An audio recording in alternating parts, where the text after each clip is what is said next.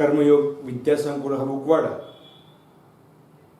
અને ટેકનોલોજીના માધ્યમથી આપણે નિયમિત એક લેક્ચરનો અભ્યાસ કરીએ છીએ, કેમ કે વધુ પડતો અભ્યાસ એ કરતાં રોજે રોજનું કામ થઈ શકે અને વિદ્યાર્થી મિત્રો તમારે જેટલું સારું એટલું તૈયાર કરતું જવાનું છે.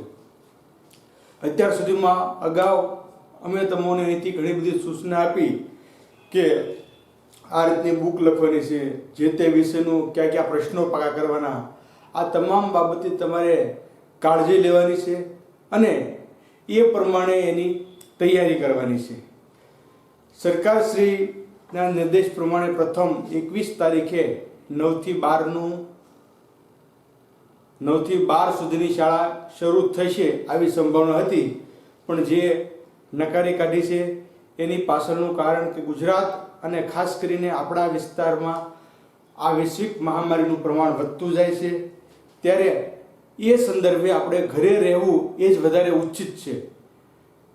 એટલે સરકારના નિયમોનું પાલન કરીએ, એને ફોલો કરીએ અને એ પ્રમાણે આપણે આગળ વધીએ. આપણે વાત કરીએ છીએ ભૂગોળમાં દૂરસંચાર, અને એમાં આજે ત્રીજા લેક્ચરમાં આપણે જોઈએ તો પ્રથમ આપણે સંચાર તંત્ર એટલે શું એની બાબત જોઈ, એમાં કયા કયા માધ્યમોનો સમાવેશ થાય છે એ વાત કરી, અને બીજા દિવસે આપણે વ્યક્તિગત માધ્યમમાં ટેલિફોન યાની કે સેલફોન અને ફેક્સની વાત કરી. આજે આપણે વ્યક્તિગત સંચાર તંત્રનું ત્રીજું માધ્યમ અથવા ત્રીજું સાધન ઇન્ટરનેટની સમજ મેળવવાની છે. તો મુખ્ય પોઈન્ટ છે વ્યક્તિગત સંચાર તંત્ર અને એનો ત્રીજો પોઈન્ટ છે ઇન્ટરનેટ. જો આજે આ ખૂબ મહત્વનો પોઈન્ટ અથવા મહત્વનું માધ્યમ બની રહ્યું છે. 20મી સદીના ઉત્તરાર્ધમાં સૂચનાઓનું આંકડામાં રૂપાંતર થઈ શકવાથી, જો 20મી સદીના ઉત્તરાર્ધમાં જે સૂચનાઓ છે એનું આંકડામાં રૂપાંતર થયું, અને આ રૂપાંતર થઈ શકવાથી દૂરસંચાર વ્યવસ્થા ધીરે ધીરે કમ્પ્યુટરનું અંગ બની ગઈ છે. આજે દૂરસંચાર સેવા અને કમ્પ્યુટર બંને અભિન્ન અંગો બની ગયા છે, એકબીજાને જુદા કરી શકાતા નથી. કેમ કે દૂરસંચાર માટે કમ્પ્યુટર જે છે એ મહત્વનું ઇલેક્ટ્રોનિક સાધન બન્યું છે. જો કમ્પ્યુટર જે છે એ દૂરસંચારનું માધ્યમ નથી, સાધન છે. કમ્પ્યુટરનો ઉપયોગ કરી તમે દૂરસંચાર સુવિધા લઈ શકો છો, પણ માત્ર કમ્પ્યુટરથી શક્ય બધું નથી, એના માટે તમારે ઇન્ટરનેટ તો જોવે છે. એટલે ઉત્તરાર્ધના સમયમાં સૂચનાઓનું આંકડામાં રૂપાંતર થવાથી દૂરસંચાર વ્યવસ્થા માટે કમ્પ્યુટર એક મહત્વનું અંગ બની ગયું છે, અને તેમાં ઇન્ટરનેટના માધ્યમથી એક સમન્વિત તંત્રનું નિર્માણ થયું છે. જો માત્ર કમ્પ્યુટરની વાત નથી કરતા, બંને વસ્તુ એક સિક્કાની બે બાજુ છે, અને ત્યારે દૂરસંચાર તંત્ર પૂરું થાય છે. કમ્પ્યુટર અને ઇન્ટરનેટ એટલે કમ્પ્યુટર એનું અંગ છે, પણ ઇન્ટરનેટના સમન્વિતથી તંત્રનું નિર્માણ થયેલું જોવા મળે છે. અને આજે વિશ્વમાં ઇન્ટરનેટ સૌથી મોટી ઇલેક્ટ્રોનિક પ્રણાલી છે. જો વિશ્વની સૌથી મોટી પ્રણાલી કોણ છે? ઇલેક્ટ્રોન પ્રણાલી, તો ઇન્ટરનેટ છે, જે દ્વારા 100 કરોડથી વધુ લોકો એકબીજા સાથે જોડાયેલા છે. જો આ મહત્વનો શોર્ટ પ્રશ્ન બની શકે કે વિશ્વમાં સૌથી મોટી ઇલેક્ટ્રોનિક પ્રણાલી ઇન્ટરનેટ છે, અને જેના દ્વારા 100 કરોડથી વધુ લોકો એકબીજા સાથે જોડાયેલા છે. હવે ઇન્ટરનેટ એટલે શું? તો ઇન્ટરનેટને આપણે આમ જોઈ શકતા નથી, એની અનુભૂતિ થાય. જો ભગવાન જેવો વિષય બીજો આપવા, કોઈ ઇન્ટરનેટને ભાડ્યું, પણ તમારા મોબાઈલમાં નેટ શરૂ હોય એટલે બધી વસ્તુ દેખાય આપણને, એટલે એની સાબિતી મળે. અનુભૂતિ થાય, જોઈ શકતા નથી. તો ઇન્ટરનેટ એટલે શું? તો ઇન્ટરનેટ એટલે કોઈ એક મધ્યસ્થ સંસ્થા દ્વારા ટેલિફોનની મદદથી અથવા સ્વતંત્ર સંદેશા વ્યવહારની મદદથી રચાયેલું કમ્પ્યુટરનું જાળું. સ્પષ્ટ કોઈ બાબત અહીંયા આપણને મળતી નથી, પણ આપણે એવું કહી શકીએ કે કોઈ પણ એક સંસ્થા દ્વારા, મધ્યસ્થ સંસ્થા દ્વારા, તમે ક્યુ ઇન્ટરનેટ વાપરો છો એના દ્વારા, મધ્યસ્થ સંસ્થા દ્વારા ટેલિફોનની મદદથી, કાં તમારા ટેલિફોનની મદદથી અથવા સ્વતંત્ર સંદેશા વ્યવહારની મદદથી રચાયેલું કમ્પ્યુટરનું જાળું. વ્યક્તિગત સંચાર તંત્રના જેટલા સાધનો છે તેમાંથી ઇન્ટરનેટ સૌથી અસરકારક અને આધુનિક છે. આપણે જે જોયા, સેલફોન જોયો, ફેક્સ જોયો, ઇન્ટરનેટ, પછી ઈમેલ, પછી કુરિયર સર્વિસ, ટપાલ, આ બધી બાબતમાં અસરકારક કોઈ બાબત હોય અને આધુનિક કોઈ બાબત હોય તો તે ઇન્ટરનેટ છે. એટલે આપણે કહી શકીએ કે વ્યક્તિગત સંચાર તંત્રમાં જેટલા પણ સાધનો છે તેમાં અસરકારક અને આધુનિક કોઈ હોય તો તે ઇન્ટરનેટ છે. ઇન્ટરનેટનો ઉપયોગ આજે સ્થાનિક વિસ્તારથી માંડીને સમગ્ર વિશ્વ સુધી પહોંચ્યો છે. જો ગામડામાં પણ આજે નેટનું પ્રમાણ એટલું બધું વધી ગયું કે એની કોઈ સીમા નથી એમ કહી શકીએ આપણે. અને આજે સદભાગ્ય એ છે કે તમારો અભ્યાસક્રમ પણ ઇન્ટરનેટના માધ્યમથી ચાલે છે. જો તમારા મોબાઈલમાં ઇન્ટરનેટ ન હોય તો તમને અમારી વાત તમારા સુધી પહોંચતી નથી. એટલે સ્થાનિક વિસ્તારથી શરૂ કરી અને વિશ્વના કોઈ પણ ખૂણા સુધી ઇન્ટરનેટનો ઉપયોગ વિસ્તર્યો છે. આ સુવિધાનો ઉપયોગ કરનાર જ્ઞાન અને માહિતીની દુનિયામાં સીધો સંપર્ક બનાવે છે. જો આજે પહેલાનો સમય એવો હતો, કોઈક વસ્તુ ન આવડતી હોય તો પૂછો શિક્ષકને, પણ આજે એવું રહ્યું નથી. આજે એમ કે કંઈક નથી તો પૂછો ગૂગલને. ગૂગલમાં તમે ગમે એ લખો એટલે એનો તમને અર્થ મળશે. આજે ગૂગલ ગુરુ કહેવાય ઇન્ટરનેટના માધ્યમથી. એટલે ગૂગલ ગુરુ મતલબ કે ગૂગલમાં તમે કોઈ પણ શબ્દ આપો એનો તમને અર્થ મળશે, જવાબ મળશે. એટલે ઇન્ટરનેટનો જે ઉપયોગ કરે છે, આ સુવિધાનો ઉપયોગ કરનારને જ્ઞાન અને માહિતીમાં દુનિયાનો સીધો સંપર્ક કરે છે. ઈ કોમર્સ અને નાણાકીય લેવડ દેવડ માટે ઇન્ટરનેટનો ઉપયોગ ઝડપથી વધી રહ્યો છે. જો ઈ કોમર્સ એટલે વેપાર વાણિજ્ય માટે અને નાણાકીય લેવડ દેવડ માટે આજે તમે ઇન્ટરનેટ દ્વારા તમારું ખાતું જે છે એ ઓનલાઈન થઈ શકે અને તમે બેંકે ગયા વગર ઘરે બેઠા બેઠા પૈસા ઉપાડી શકો અને બીજાના ખાતામાં નાખી શકો. આ ઇન્ટરનેટની સુવિધા છે. એટલે નાણાકીય લેવડ દેવડ થઈ શકે છે. ઇન્ટરનેટ ઓછા ખર્ચે વિવિધ બાબતોની વિશાળ જાણકારી અને વધુ માહિતી પૂરી પાડે છે. જો ઓછો ખર્ચો, આજે તમારે દાખલા તરીકે હું ખાલી એટલું કહું છું કે દિલ્હીનો લાલ કિલ્લો જોવો હોય અને એની વિસ્તૃત જાણકારી તમારે મેળવવી હોય તો પહેલાં શું થતું કે તમારે દિલ્હી જવું પડે, લાલ કિલ્લો જોવો પડે અને એની માહિતી મેળવવી પડે. આજે તમે ગૂગલમાં લાલ કિલ્લો લખો એટલે આખું એનું ચિત્ર આવશે, એનો અંદરનો ભાગ, બહારનો ભાગ કેવો છે, કોડે બંધાયો, તમામ વિગત આવી જશે. એટલે ઇન્ટરનેટના માધ્યમથી ઓછા ખર્ચે, ઓલું તમારે દિલ્હી જવું પડે, જવાનો ખર્ચો બધો થાય, એટલે ઓછા ખર્ચે વધુ માહિતી પૂરી પાડે છે.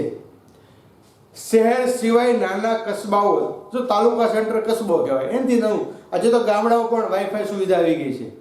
એટલે નાના કસ્બાઓમાં પણ સાયબરગ્રાફીની વ્યવસ્થા ઉપલબ્ધ થવાથી ઇન્ટરનેટનો ઉપયોગ ખૂબ વધ્યો છે. જેના પરિણામે ઇન્ટરનેટનો ઉપયોગ ખૂબ વધ્યો છે.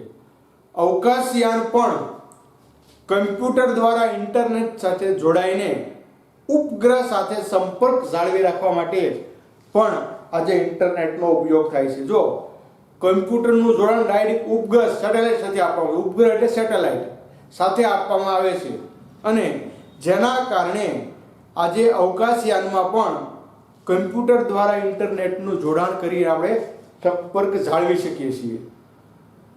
વિશ્વને આવરી લેતા ઇન્ટરનેટને વર્લ્ડ વાઇડ વેબ,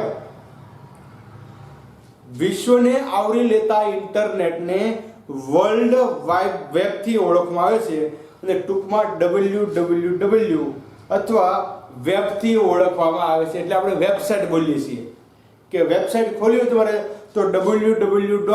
કોઈ પણ વસ્તુ એમાં લાગુ પડે અને આખું એનું સર્ચ એન્જિન બને છે www.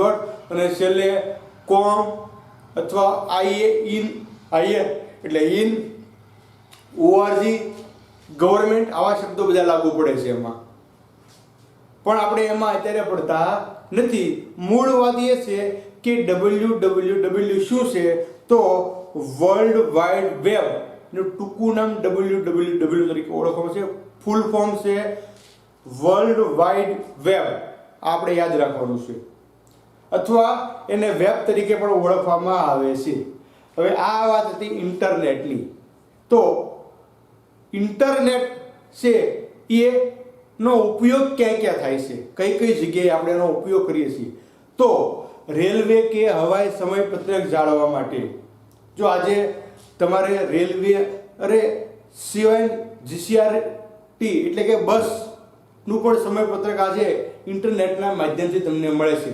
પણ ટેક્સ પ્રમાણે રેલવે અને હવાઈ સમયપત્રક જાણવા માટે, રેલવે હવાઈ કે બસની મુસાફરી માટે ટિકિટ બુકિંગ કરવા માટે આપણે ટિકિટ બુક કરાવવી પડે, અથવા પહેલાના સમયમાં હતું રિઝર્વેશન કરવા તમારે બસ ડેપોએ જવું પડતું અને તમારે કઈ ગાડીમાં જવું છે એની ટિકિટ તમારે પહેલાં લેવી પડતી હતી. હવે ઇન્ટરનેટના ઉપયોગથી શું થયું છે તો તમે ઘરે બેઠા બેઠા ઓનલાઈન બુકિંગ કરી શકો છો અને તમારા ATMથી અથવા ક્રેડિટ કાર્ડથી એમાં પૈસા જે છે ભરી શકો છો. એટલે ઘરે બેઠા બેઠા તમે રેલવે, હવાઈ કે બસની ટિકિટ બુકિંગ કરાવી શકો છો. જમીનના દસ્તાવેજો મેળવવા માટે આપણે બધા ખેતી સાથે સંકળાયેલ છે. જમીનના 7 બાર 8 મેળવવા હોય તો તમારે ઇન્ટરનેટની જરૂર પડે. શૈક્ષણિક માર્ગદર્શન આપવા માટે આજે ઘણી બધી સંસ્થાઓ દ્વારા ઇન્ટરનેટના માધ્યમથી શૈક્ષણિક વેબિનારો ચલાવવામાં આવે છે અને એના દ્વારા શૈક્ષણિક માર્ગદર્શન આપવામાં આવે છે. સાથે સાથે કાનૂનમાં પણ એની જરૂર પડશે. ગુનેગારોને પકડવા માટે કોઈ પણ ગુનેગાર હોય અને એને તમારે પકડવો હોય પોલીસ તંત્રને તો એ નેટની મદદથી પકડી શકે છે, એને ટ્રેસ કરી શકે છે. એ સાથે સાથે હોટલ બુકિંગ કરાવવા માટે તમારે કોઈ પણ મોટા સિટીમાં જવું હોય અને ત્યાં ગયા પછી વ્યવસ્થા રહેવાની શું કરીએ આ મુશ્કેલી હોય તો તમે ઓનલાઈન હોટલ બુકિંગ ઇન્ટરનેટના માધ્યમથી કરાવી શકો છો. ખરીદ વેચાણ કરવા માટે ઓનલાઈન ખરીદ વેચાણ, આજે ઈ-કોમર્સ વ્યવસાય હાલતો હોય શેર એની બાબતમાં આપણે જોઈ શકીએ. ત્યાર પછી જાહેર પરીક્ષાના પરિણામો મેળવવા માટે, જો આ બહુ મહત્વ છે. પહેલાના સમયમાં અમે જ્યારે 10મું ભણતા ત્યારે પરિણામ લેવા માટે ભાવનગર ગયા હોય એ લઈને પાછા સ્કૂલે આવે ને આપણે સ્કૂલે જઈ ત્યાં પરિણામ મળતું. આજે તમે બધા 10મું પાસ કરીને આવ્યો છો, તમને ખ્યાલ છે કે તમારે 10માના પરિણામ માટે અમારી જરૂર નથી પડી. ઘરે બેઠા બેઠા તમે જોઈ લીધું મોબાઈલમાં. શેના માધ્યમથી? તો કે ઇન્ટરનેટના માધ્યમથી. એટલે પરીક્ષાના પરિણામો જાણવા માટે, ક્રેડિટ કાર્ડ અને ડેબિટ કાર્ડના ઉપયોગ માટે ઇન્ટરનેટ સેવાઓ મહત્વની બની છે. કોઈ પણ ક્રેડિટ કાર્ડ કે ડેબિટ કાર્ડ હાલે નાણાકીય લેવડ દેવડ માટેનું, તો એના માટે પણ તમારે ઇન્ટરનેટની જરૂર પડે છે. આ ઉપરાંત વોટ્સઅપ, ફેસબુક, ટ્વિટર, ઈમેલ વગેરે સેવાઓના ઉપયોગ માટે ઇન્ટરનેટ અનિવાર્ય છે. આજે વોટ્સઅપ એ લોકોની જિંદગી બની ગઈ છે એમ કહીએ તો પણ ખોટું નથી. કેમ કે આજે ખરેખર જરૂર કરતાં વધારે પ્રમાણમાં ઇન્ટરનેટનો ઉપયોગ થાય છે અને જેને કારણે ભારતના ખાસ કરીને યુવાધન જે છે, તમારી જેવા વિદ્યાર્થી મિત્રો, કોલેજ કાળના વિદ્યાર્થી મિત્રો ઇન્ટરનેટના રવાડે એવા ચડી ગયા છે કે જેની કારકિર્દી ખતમ થઈ જાય છે. એટલે ફાયદો છે એવું જ નથી કહી શકતો. હું તમને સાથે સાથે ચેતવું પણ છું કે ઇન્ટરનેટ જરૂરી છે પણ એનો વધુ પડતો વપરાશ એ વિનાશ નોતરે છે. એટલે આ બધા માટે પણ ઇન્ટરનેટ અનિવાર્ય છે. વોટ્સઅપ માટે, ટ્વિટર માટે, ફેસબુક માટે કે ઈમેલ માટે પણ ઇન્ટરનેટ અનિવાર્ય છે. વર્તમાન સમયમાં સેલ ફોનમાં ઇન્ટરનેટનો ઉપયોગ ખૂબ વધ્યો છે. તો સેલ ફોન એટલે આપણે એન્ડ્રોઈડ ફોન, જેને આપણે સ્માર્ટફોન કહીએ છીએ, આ ફોનમાં ઇન્ટરનેટનો ઉપયોગ ખૂબ વધ્યો છે. આજે ઘણા બધા મિત્રો એવા પણ છે કે 1 GB પણ એને ઓછું પડે છે. અને એક સમય એવો હતો, થોડાક સમય આજથી વર્ષ પહેલાં કે 2.5 વર્ષ પહેલાં, કે મહિનામાં 1 GB કાઢતા આપણે.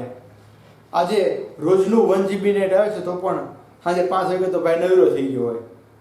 એટલે કહેવાનું તાત્પર્ય છે કે નેટનો ઉપયોગ જરૂરી છે, પણ પ્રમાણસરનો, અતિશયોક્તિ એની ન થવી જોઈએ. તો આ હતી ઇન્ટરનેટની વાત.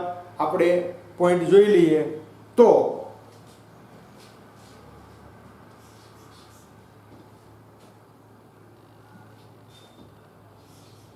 વીસમી સદીના ઉત્તરાર્ધમાં, શરૂઆતમાં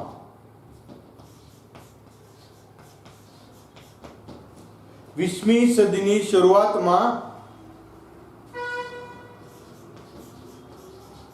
સૂચનાઓનું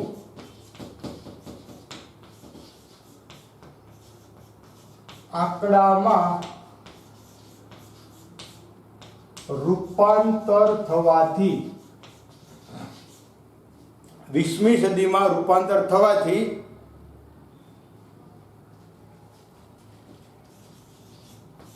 દૂરસંચાર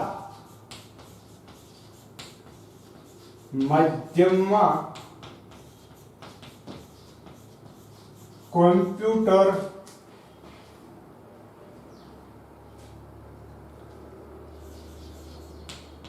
અંગ બની ગયું. ધીરે ધીરે પોઈન્ટ કાઢીએ છીએ આપણે કે 20મી સદીના ઉત્તરાર્ધમાં, શરૂઆતમાં, જો આજે 2020 થઈ એટલે 20 વર્ષ પૂરા થયા છે આ સદીના, તો અને બની ગયું તેમાં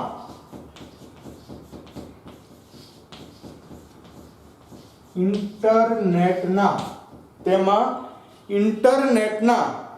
માધ્યમથી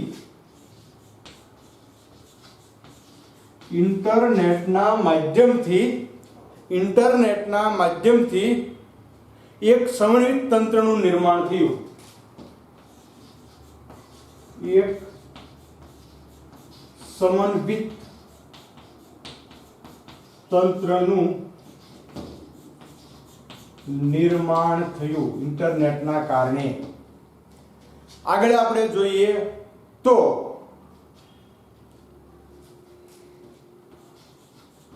વિશ્વમાં સંચાર તંત્રના માધ્યમોમાં ઇન્ટરનેટ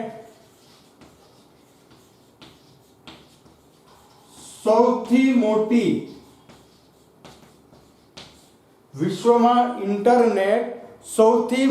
ઇલેક્ટ્રોનિક પ્રણાલી છે.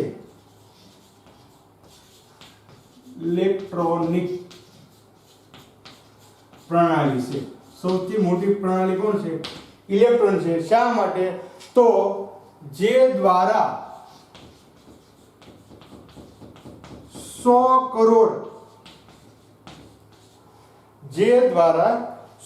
કરોડથી વધુ લોકો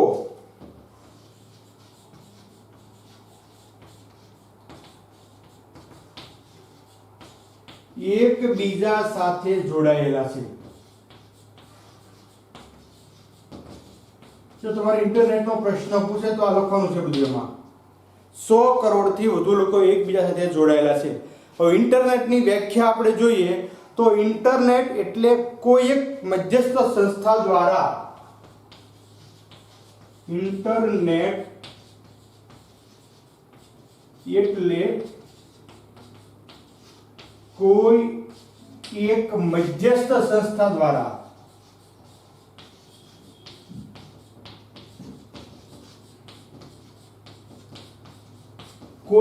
મધ્યસ્થ સંસ્થા દ્વારા ટેલિફોનની મદદથી અથવા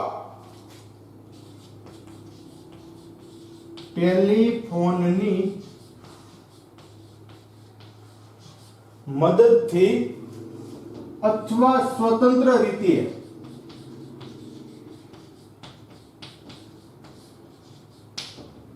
કોઈ મધ્યસ્થ સંસ્થા ટેલિફોનની મદદથી અથવા સ્વતંત્ર રીતે સંદેશા વ્યવહારની અથવા સ્વતંત્ર સંદેશા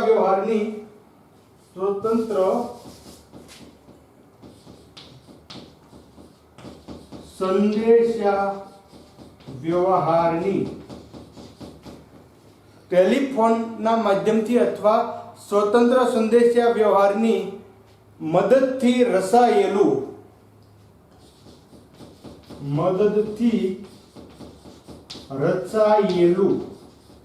કમ્પ્યુટરનું જાળું.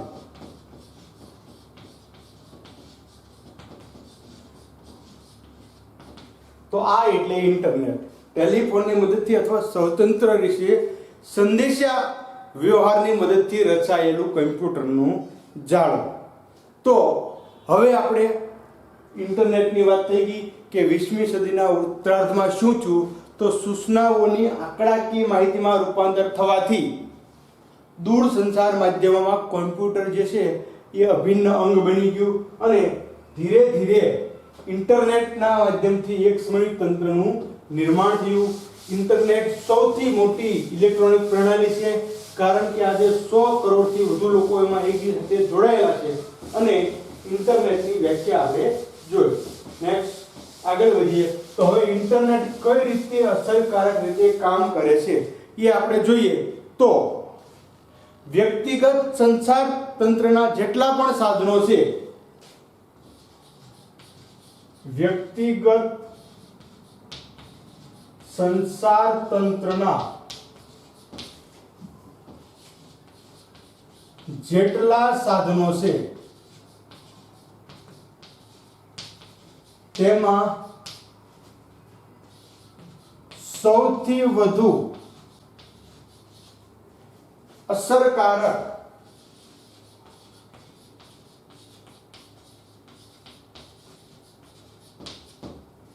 અને આધુનિક સાધન ઇન્ટરનેટ.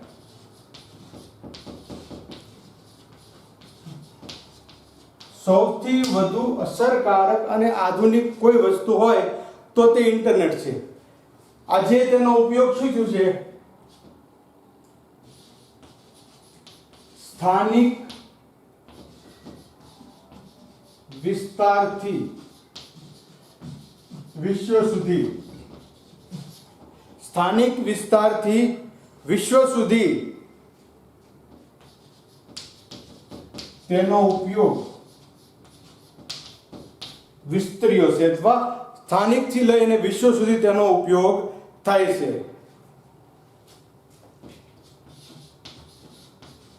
સુવિધાથી જ્ઞાન અને માહિતી શું થાય છે? તો કે જ્ઞાન અને માહિતી જે છે એ મળે છે જે વાપરે છે તેને. ઈ કોમર્સ અને નાણાકીય લેવડ દેવડ થાય છે.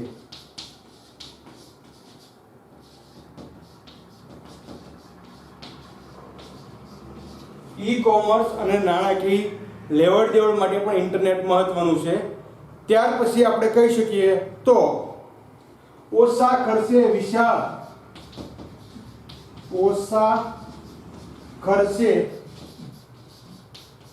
વિશાળ માહિતી મળે છે. જે ઇન્ટરનેટનો ઉપયોગ કરે છે એના ઓછા ખર્ચે વિશાળ પ્રમાણમાં માહિતી મળે છે. સાથે સાથે આપણે કહી શકીએ કે શહેરોથી માંડી નાના કસ્બામાં સાયબર કાફે, શહેરોથી માંડી નાના કસ્બામાં સાયબર કાફેની વ્યવસ્થા ઉપલબ્ધ. શહેરથી માંડી અને નાના કસ્બા સુધી આજે સાયબર કાફેની વ્યવસ્થા જે છે એ ઉપલબ્ધ છે. અવકાશયાનમાં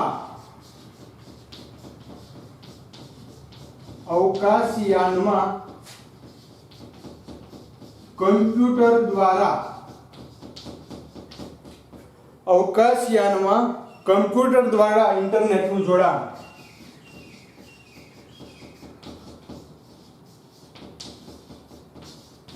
જેના કારણે કૃત્રિમ ઉપગ્રહો સાથે આપણે સંપર્કમાં રહીએ છીએ, જોડાયેલા રહીએ છીએ. પછી વિશ્વને આવરી લેતા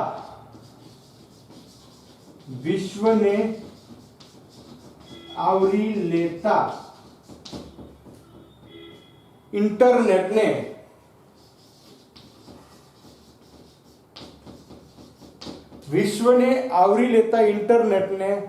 વર્લ્ડ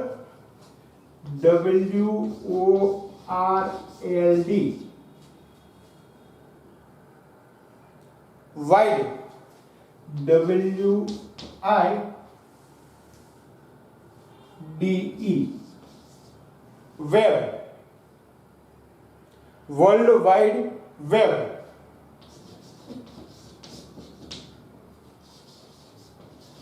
અર્થાત www વર્લ્ડ વાઇડ વેબ તરીકે ઓળખવામાં આવે છે. આમાં પણ આપણે ઇન્ટરનેટની બાબત જોઈ લીધી કે શું શું થાય છે.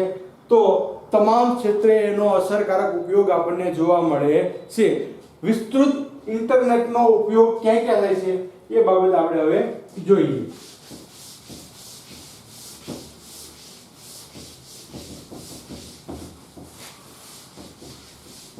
તો વિસ્તૃત ઉપયોગ જે છે એ રેલવે અને હવાઈ સમયપત્રક જાણવા, રેલવે કે હવાઈ સમયપત્રક જાણવા, સાથે સાથે આપણે કહી શકીએ કે રેલવે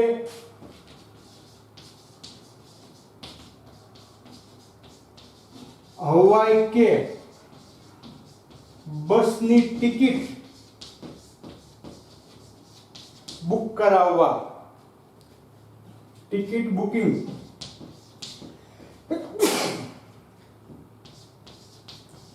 કરવા માટે બુકિંગ કરો. રેલવે હવાઈ કે બસની ટિકિટ બુક કરવા માટે જમીનના દસ્તાવેજો મેળવવા, જમીનના દસ્તાવેજો મેળવવા. તમારે કોઈ પણ જમીનના દસ્તાવેજો લેવા હોય તો શૈક્ષણિક માર્ગદર્શન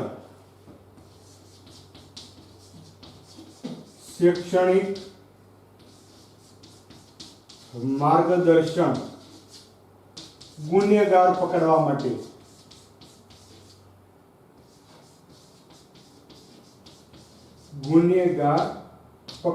માટે, ત્યાર પછી આગળ જોવું હોય તો હોટલ બુકિંગ કરાવવા,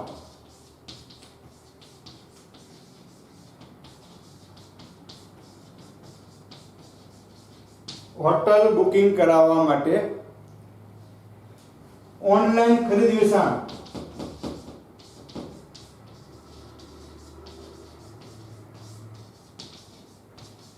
આજે ધીમે ધીમે ઓનલાઈન ખરીદીનું પ્રમાણ વધી ગયું છે. ગામડામાં પણ ફ્લિપકાર્ટ કે એમેઝોન દ્વારા ઘર સુધી આપણી વસ્તુ પહોંચે છે. એટલે ઓનલાઈન ખરીદી વેચાણ કરવા,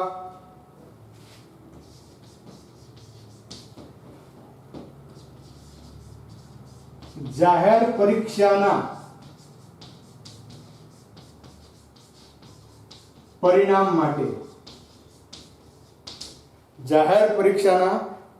માટે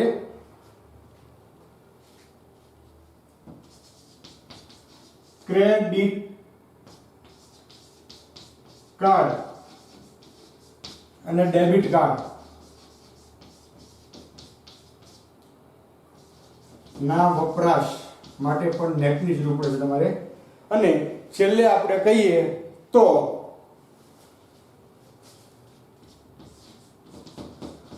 વોટ્સઅપ,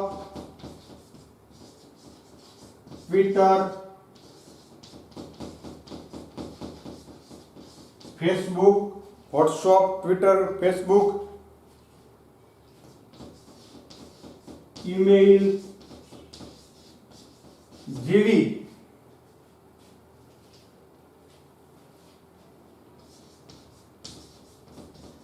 સેવાઓ અને સેલ ફોન માટે આ તમામ જગ્યાએ આપણને ઇન્ટરનેટનો ઉપયોગ છે એ જોવા મળે છે. ત્યાર પછીનું ચોથું વ્યક્તિગત કોઈ માધ્યમ હોય તો ચોથું માધ્યમ એટલે ઈમેલ, જેનું પણ આજે ખૂબ મહત્વ છે. આપણે અગાઉ વાત કરી કે ફેક્સનું મહત્વ ધીમે ધીમે ઘટતું ગયું છે અને ફેક્સનું સ્થાન આજે ઈમેલે લીધું છે. એટલે ઈમેલ માટે પણ ઇન્ટરનેટની જરૂર પડે છે, કોમ્પ્યુટરની જરૂર પડે છે અથવા સેલ ફોનની જરૂર પડે છે.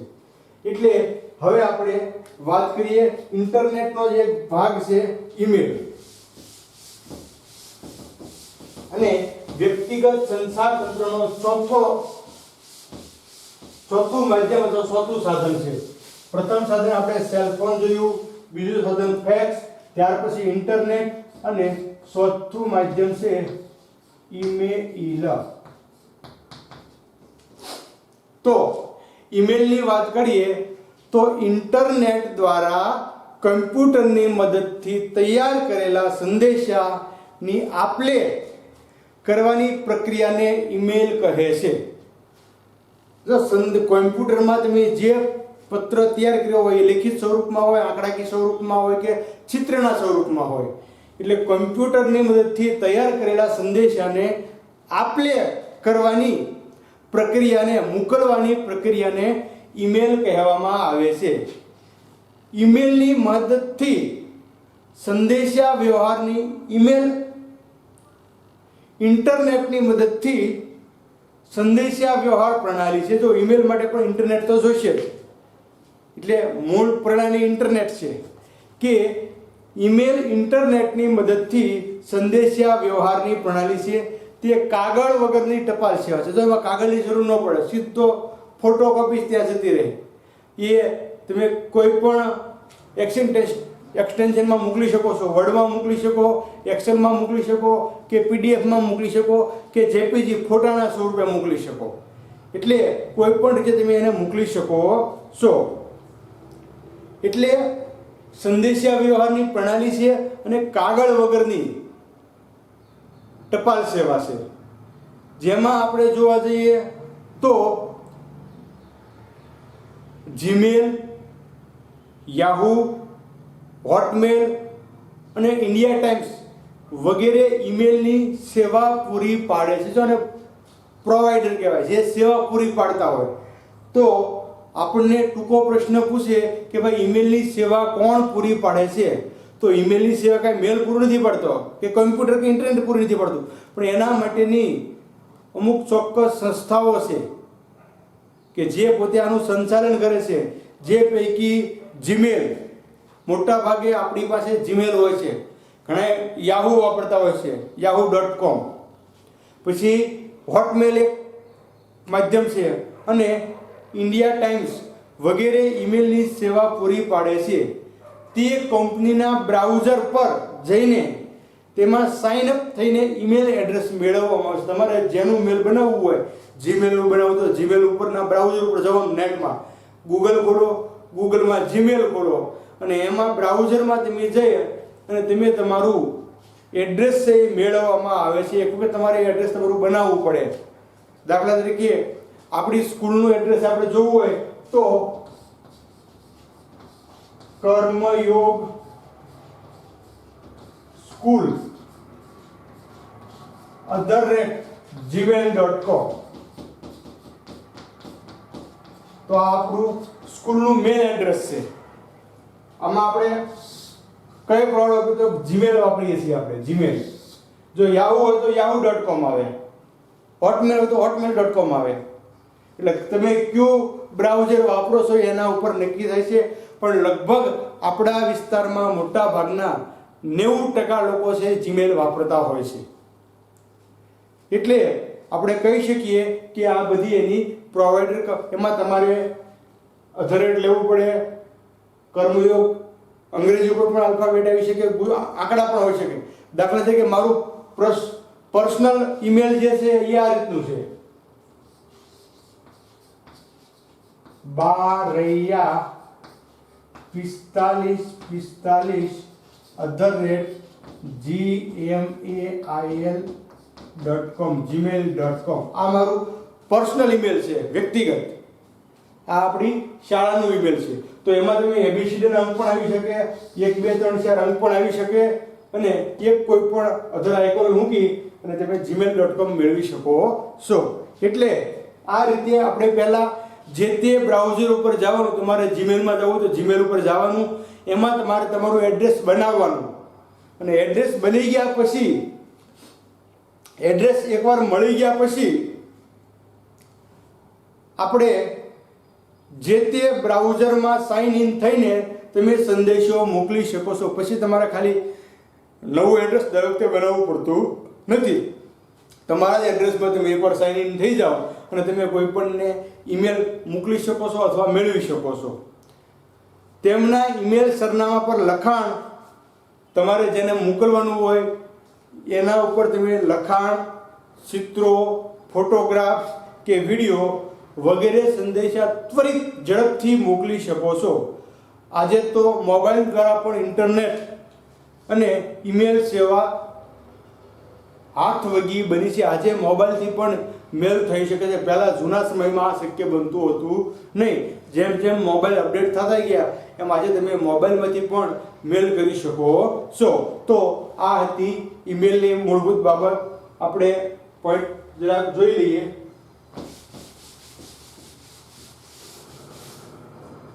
તો પ્રથમ આપણે કહી શકીએ કે ઇન્ટરનેટ દ્વારા કમ્પ્યુટરની મદદથી તૈયાર કરેલ, ઇન્ટરનેટ દ્વારા કમ્પ્યુટરની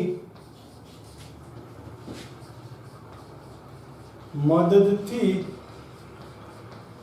તૈયાર કરેલ સંદેશા, કમ્પ્યુટરની મદદથી તૈયાર કરેલો સંદેશો આપલે કરવા, તૈયાર કરેલો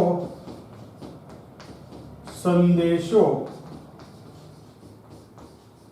આપલે, આપવાનો અથવા લેવાનો, આપલે કરવાની પ્રક્રિયાને, આપલે કરવાની પ્રક્રિયાને ઈમેલ કહે છે.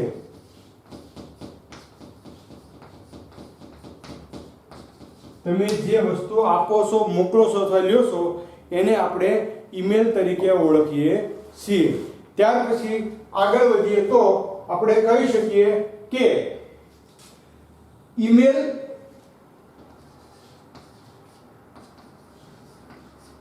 ઇન્ટરનેટની મદદથી થતી, ઇન્ટરનેટની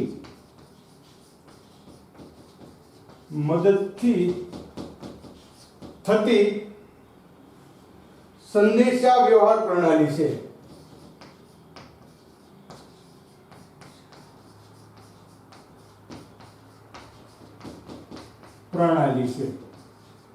સંદેશા વ્યવહાર પ્રણાલી છે.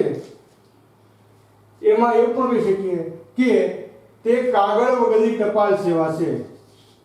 ઈમેલ કાગળ વગરની ટપાલ સેવા છે. એમાં કાગળની જરૂર પડતી નથી. ત્યાર પછી આપણે જે છે કે જીમેલ,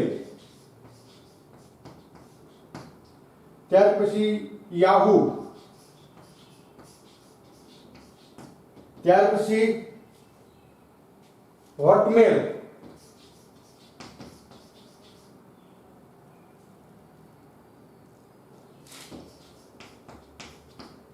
અને ઇન્ડિયા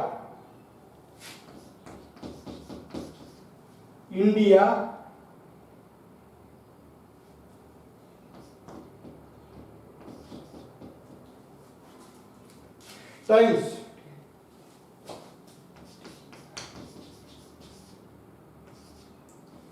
ઇન્ડિયા ટાઈમ્સ વગેરે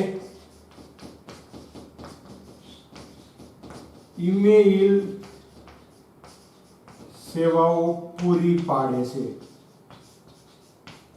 જો આ બધા બ્રાઉઝર છે, શું કહેવાય એને? બ્રાઉઝર. તો હવે આપણે એની જે બાબત જોઈ હતી એમાં મુખ્ય બાબત મેં તમને કીધું એમ કે તમારે જે તે બ્રાઉઝર ઉપર જવાનું, સાઇન ઇન કરી અથવા સાઇન અપ કરી અને સાઇન અપ કરી તમારે ઈમેલ એડ્રેસ બનાવવાનું અને તમે પછી એ ઈમેલ એડ્રેસ ઉપર સાઇન ઇન થઈ અને કોઈ પણ સરનામા એડ્રેસ ઉપર લખાણ છે, ચિત્રો છે, ફોટોગ્રાફ છે કે બીજી કોઈ વસ્તુ હોય એ ખૂબ જ ઝડપથી મોકલી શકો છો. અને આજના સમયમાં મોબાઈલ દ્વારા પણ ઈમેલ સુવિધા જે છે હાથવગી બની છે. તો અહીંયા સુધીમાં વિદ્યાર્થી મિત્રો આપણે વ્યક્તિગત સંચાર માધ્યમના 4 માધ્યમોની વાત કરી. ફરી સેલફોન અથવા ટેલિફોન, ફેક્સ, ઇન્ટરનેટ અને ઈમેલ, આ 4 બાબત છે એ તમારા મગજમાં કંડારો, યાદ રાખવા પ્રયત્ન કરો અને ઘરે રહી વધુમાં વધુ મહેનત કરો એવી શુભેચ્છા સાથે ખૂબ ખૂબ ધન્યવાદ.